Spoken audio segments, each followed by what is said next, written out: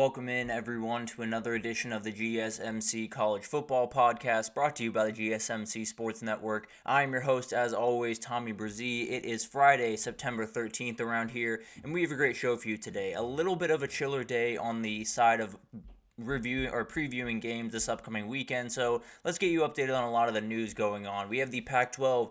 It does live. We have a couple of teams joining the Pac-12 in a couple of years, and we have to talk about what's going to happen after that. So we'll get into all of that today in the first segment. Then we'll get to a week 3 whip around. We'll get to all the games that we haven't gotten to throughout the week, just touch on them pretty quickly, including the one that happened last night. That was a ton of fun. And then we'll get into my best bets for this upcoming weekend. Went 5-3 last week, so off to a pretty good start. We'll see how we can continue that. And then we'll do a little bit of a recruiting update. Have not done this in quite some time, but with the season going on, there's been a lot of recruitments heating up, a lot of guys taking visits, and I want to make sure that I have that on y'all's radar. And then we'll finish it up with a little bit of a headline wrap-up. We had some stuff going on with Sharon Moore in Michigan, as well as a couple of former Michigan players suing the NCAA as well as Big Ten Network. So plenty to get to today. But before we jump in, I do want to remind you all we get tons of questions and comments throughout the show, and the best way for you all to get your question on the screen, we can have a fun back and forth here, is to use that super chat at the bottom of the chat on the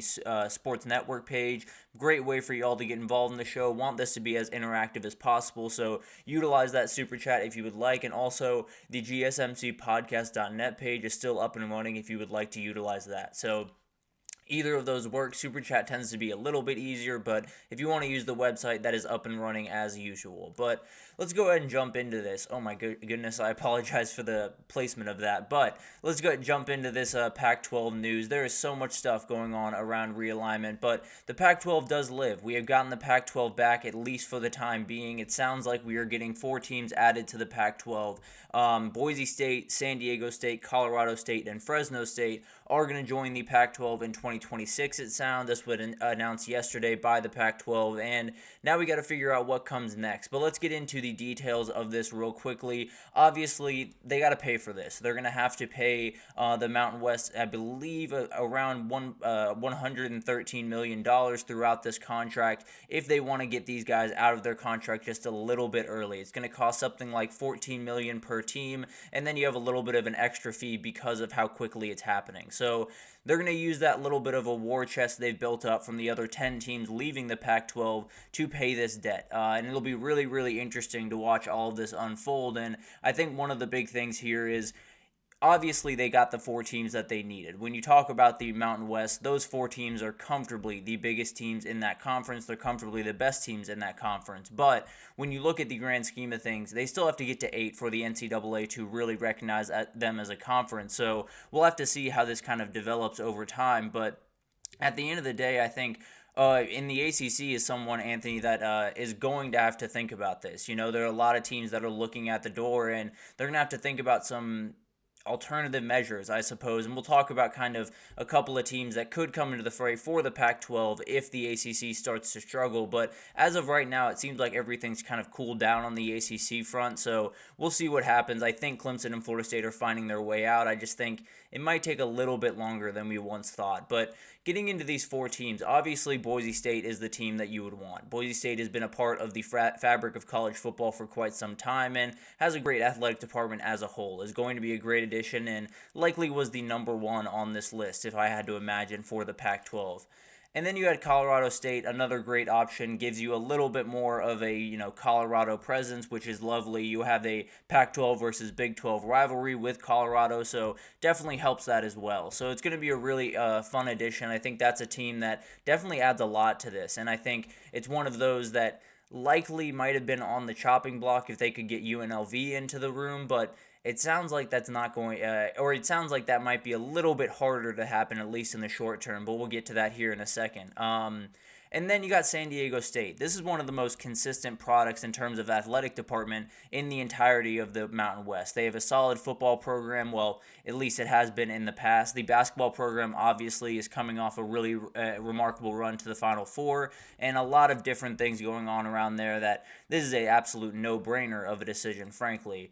And then you have Fresno State, one of the most consistent products in the world of college football, especially at the G5 level. This is a layup as well. This is probably the other team that was at the very top of the list. So definitely a very good addition. I think all four of these teams make a lot of sense in the Pac-12, keeps kind of that regional feel to the Pac-12 that I very much want to stick around, and we'll get to that here in a second. But there's a lot of different things about these four teams that just add so much to the Pac-12 and keep them back in the conversation, which is what we all want at the end of the day, to keep that Pac-12 after dark going and make sure it's really, really fun matchups. So I think Anthony, it's definitely an out there conspiracy theory. There's no doubt about that. I think Jim Phillips is one of those guys that has a lot of stuff surrounding him pretty much at all times in college football, just because he's bounced around so many different times. It'll be interesting to see how that lays out, because as of right now, if you're picking anyone that is setting their sights on the ACC, it would be the Big Ten, right? They're definitely looking at them as possibly someone that they can kind of rip to pieces once they go, over the deep end, and a lot of these teams end up leaving. They would be the ones to jump after UNC and Virginia and a lot of the other teams. So it's one of those things that the Big Ten is definitely the conference that is pushing the hardest against the ACC, it feels like right now. So who knows? I'll leave it at that as of right now. It's one of those things that I think at the end of the day, the Big Ten and the SEC is just going to take what's handed to them. And if they have to, push the ACC off the cliff just a little bit to get some of those teams, I wouldn't necessarily say that's out of the realm of possibility. But as for the Pac-12, they got to find a couple other teams. They have to find a couple of teams that are going to make a difference in this new world as they get to 8 teams. And for me, UNLV is where the conversation starts, and this kind of adds a interesting conversation to the mix, because the reality is UNLV and Nevada are both in the Mountain West, and they're kind of tied to each other. There's a world where UNLV can join the Pac-12, and they probably would have in this iteration of expansion, but the reality is, if Nevada doesn't go, then UNLV pretty much cannot go as of right now. Now, there is still plenty of time to figure that out, and I would have to imagine that if they want to figure it out hard enough, they absolutely will. I feel pretty confident about that, but the reality is you still have to figure out how to split these two up, or you bring both of them along, and that kind of brings me to the question of who else is on that group? Who else is in the UNLV group of things, and how you kind of view this group that they could possibly add? And it's a lot of different teams. Memphis, Tulane, UTSA are all American teams. And I've talked about this before very briefly when we talked about this yesterday, but I don't think it would be all that easy to get a team out of the American and into the Pac-12. I do think the Pac-12 has that, emblem, has that logo, has all of that stuff, but it's hard for me to say that teams would be better off in the Pac-12 than they would be in the AAC. So it's one of those things that I wouldn't necessarily think is all that on the table. Now, one of the big time debates in here is what happens with the CFP if the Pac-12 gets more involved. Maybe they have an agreement on the table. They did agree to that CFP very, very easily, and it's not very kind to them right about now. So the question is, what if they get to those 8 teams and then they're involved in the auto bid system? That would be a huge reason for Memphis or Tulane or UTSA to find their way over. And then from the Pac-12's perspective, you want to expand a little bit, right? Regionality is pretty much gone in this sport, so it's about making as much money as you can. And I think UTSA bringing that Texas market over, or you could add Texas State, who had a great game yesterday, we'll talk about here in a second. But overall, I think you want to add different sites. You want to add different hubs, and I think they could go down to Florida, add someone like USF. There's a million different possibilities here, but the reality is, I think as it stands right this second, I can't tell you that the American is a worse place to hang out than the Pac-12.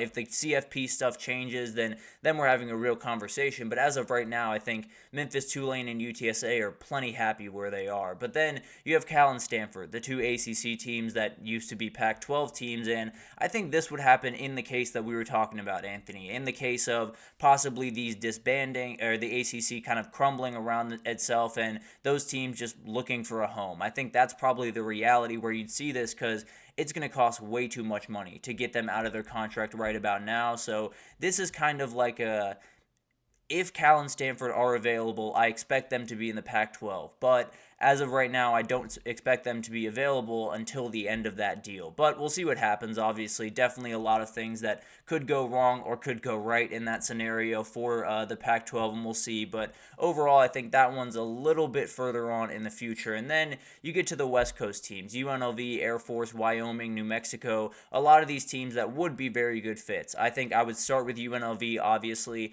I think New Mexico would be a great pick. I think Air Force would also be a great pick. And if they're not getting picked up by the Pac-12, I expect them to find another Group of 5 conference relatively quickly, honestly. A fairly good product and one that is getting better every single year. But my picks would be Nevada and UNLV, and that's a little bit selfish, I won't lie to you, because I want this to be a regional conference. I want this to be that last hope for keeping regionality in the sport. So I'd love them to add the two Nevada teams and keep moving forward that way.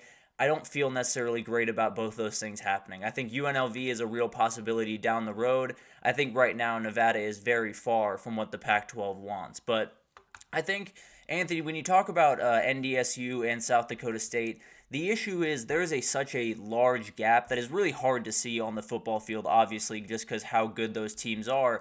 There's a relatively huge gap between those teams financially and teams like Boise State, teams like Fresno State, teams like San Diego State. So as good as those products are from an athletic department standpoint, they're not going to bring in quite enough money from the media standpoint for you to really justify bringing them in. So as great as that would be, and as frankly as fun as that would be for me, I think it's one of those things that is going to be a little bit harder to do. If they were to join the FBS and then build up over a couple of years, then I think it's a real possibility. But as of now, I think the finances are just a little bit too far from where the Pac-12 wants to be. But overall, I mean, incredible job by the Pac-12. Mountain West got to figure out what they do from here, because there's a real reality where they just, disintegrate into oblivion after this, because they're losing their 4 biggest brands, and I wouldn't be surprised if a couple other went with them. So it's going to be really tough for the Mountain West. Huge shout out to the Pac-12 and their commissioner, Teresa Gould. She took over a very tough situation when George Kliavkoff walked off and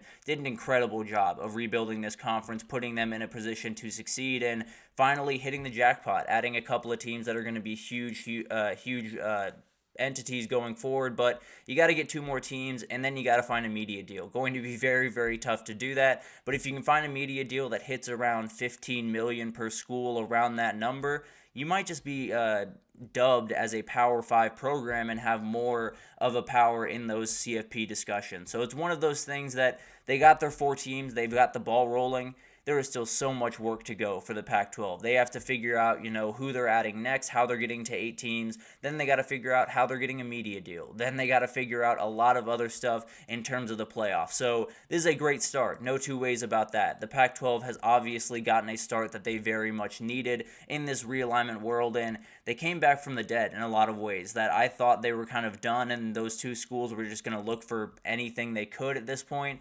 That doesn't seem to be the case. They are officially on the map again, and we'll see what those next 2 teams are, and we'll see if it's enough to give them enough power in those CFP discussions. But it's one of those things, Anthony, I think that's a very interesting concept. I think there is a conference out there that will take that form.